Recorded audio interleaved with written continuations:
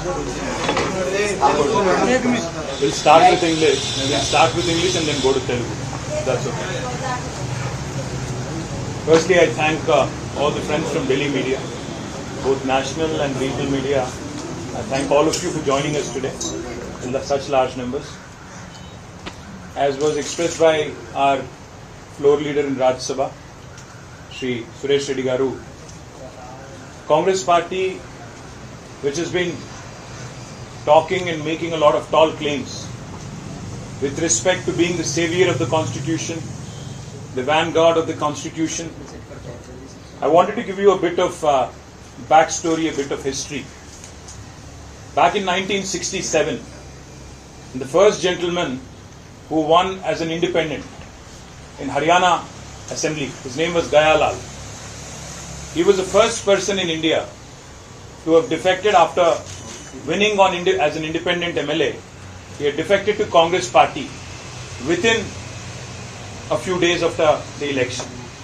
That's when the whole name Ayaram Gayaram culture, वो गयालाल जी के नाम से ही गयाराम आया. फिर गयाराम जब तीसरी बार 3 बार इधर उधर बदले तो आयाराम गयाराम का कल्चर हिंदुस्तान में अगर किसी ने इंट्रोड्यूस किया तो वो थी कांग्रेस पार्टी 1960s में, 1967 टू बी प्रिसाइज. उसके बाद सेम कांग्रेस पार्टी जब उनके साथ उनके एमएलएस को किसी और ने छीना 1985 में, same Congress party under the leadership of the then prime minister Rajiv Gandhi had introduced what is called as the anti-defection law. Anti-defection law को इंट्रोड्यूस भी कांग्रेस नहीं किया. आयाराम गयाराम कल्चर को भी इंट्रोड्यूस कांग्रेस नहीं किया इस देश में. और आज मैं आपको 2-4 चीज दिखाना चाहता हूं. तेलंगाना के बारे में आपको 1-2 चीज मैं दिखाना भी चाहता हूं और उसके बारे में बात करना चाहता हूं. कांग्रेस पार्टी को काफी मौका दिया तेलंगाना की जनता ने, आंध्र प्रदेश की जनता ने 2014 से पहले. करीब करीब 50 साल, 50+ years, 55 to be precise, they have been given an opportunity to run the government in Andhra Pradesh, erstwhile Andhra Pradesh, almost 9 times.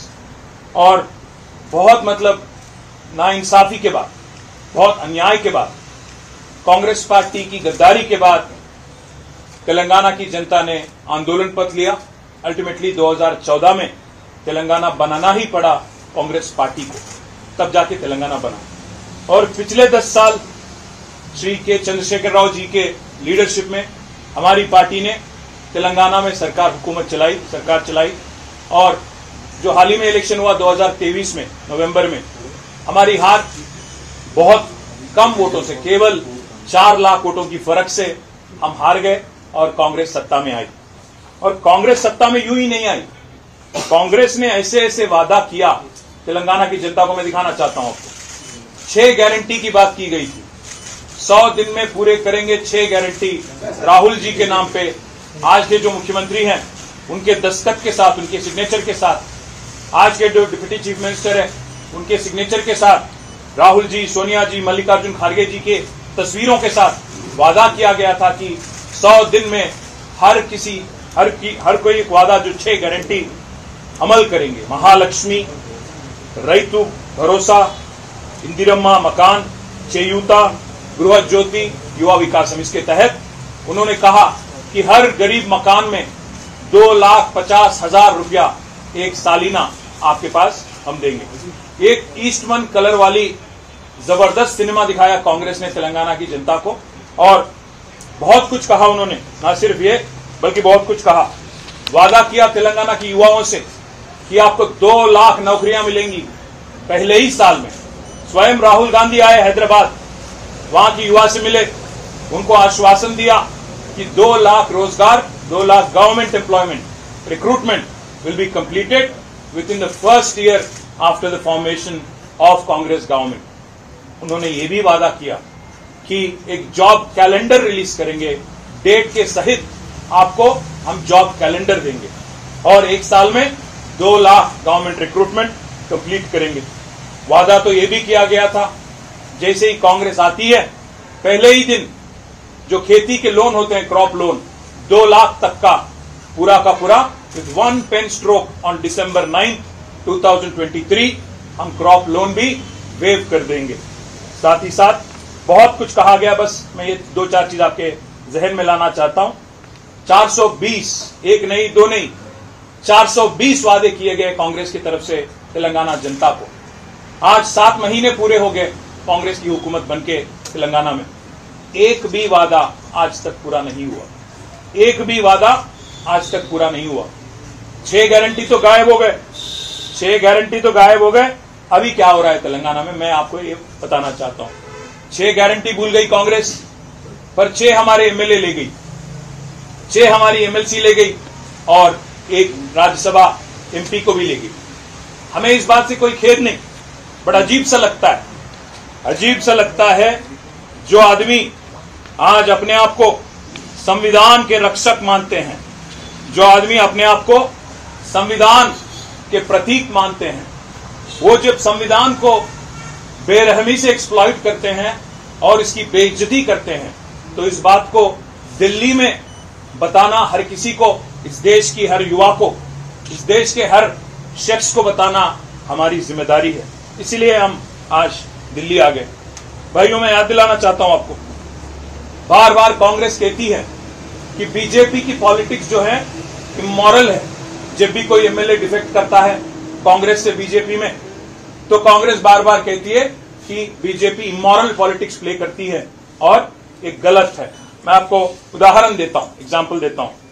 ये देखिए, कांग्रेस गोवा में स्वयं राहुल गांधी गए अप्रैल 2022 में, और वहां जितने कांग्रेस के उम्मीदवार थे उनसे शपथ दिलवाया। उन्होंने कहा कि जो भी कांग्रेस के टिकट से लड़ेगा जीतेगा तो कांग्रेस में ही रहेगा। ये शपथ स्वयं राहुल गांधी ने दिलवाया था 2022 में। और कर्नाटक में जहां उनकी गवर्नमेंट है, वहां के चीफ मिनिस्टर कहते हैं कि एक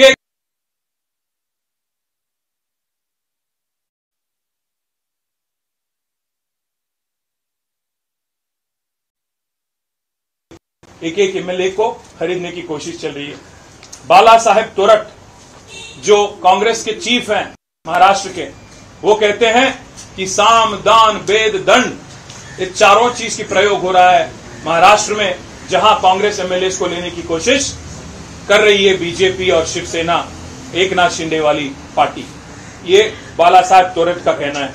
और हरियाणा में अजीब सी बात है, हरियाणा में जहां आप देखेंगे उनके एक एमएलए कांग्रेस की किरण चौधरी, जो कांग्रेस के टिकट से जीती और बीजेपी में शामिल हो गई, उनकी डिस्क्वालिफिकेशन के लिए आज भी कांग्रेस पार्टी लड़ रही है और उसको लेके कोशिश भी कर रही है।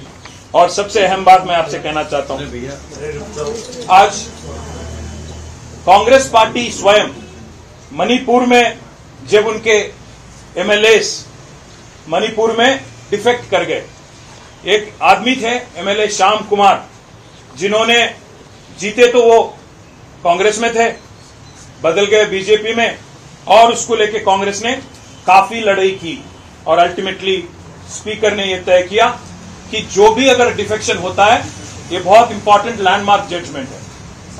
2020 में सुप्रीम कोर्ट की 3 जज bench, justice Nariman, justice Aniruddha Bose और जस्टिस राम सुब्रमण्यम की 3 जज वाली बेंच ने एक फैसला लिया था मणिपुर वाली केस में, जहां के पीसीसी अध्यक्ष, प्रदेश कांग्रेस कमेटी के अध्यक्ष केशम मेघचंद्र सिंह ने पिटीशन फाइल की थी सुप्रीम कोर्ट में श्याम कुमार जी के खिलाफ, और सुप्रीम कोर्ट ने यह जजमेंट दिया कि स्पीकर को 3 महीने के अंदर तय करना चाहिए डिस्क्वालिफिकेशन पिटीशन में। ये जजमेंट आया 2020 में। उसको लेके जजमेंट की कॉपी भी मैं आपको दे सकता हूं। उसको लेके आज श्याम कुमार जी को डिस्क्वालीफाई किया गया और उनको पद से हटाया गया। और हाल ही में जो एक किस्सा हुआ हिमाचल प्रदेश में, जब अभिषेक मनु सिंघवी जी कांग्रेस के राज्यसभा के उम्मीदवार थे, तो वहां के 6 लेजिस्लेटर कांग्रेस के बीजेपी को वोट दे दिए और राज्यसभा वाली इलेक्शन में। उसके खिलाफ भी आज कांग्रेस हिमाचल में आज लड़ रही है। मैं इसलिए पूछना चाहता हूं, जब आपके साथ गोवा में इलेक्शन होता है तो आप शपथ दिलवाते हो आपके लेजिस्लेटर से कि आप दल बदलेंगे नहीं। जब आपके मणिपुर के एमएलए कांग्रेस वाले बीजेपी में शामिल हो जाते हैं, आप सुप्रीम कोर्ट जाते हो, लड़ते हो और उसके खिलाफ ऑर्डर लाते हो। जब कर्नाटक में आपके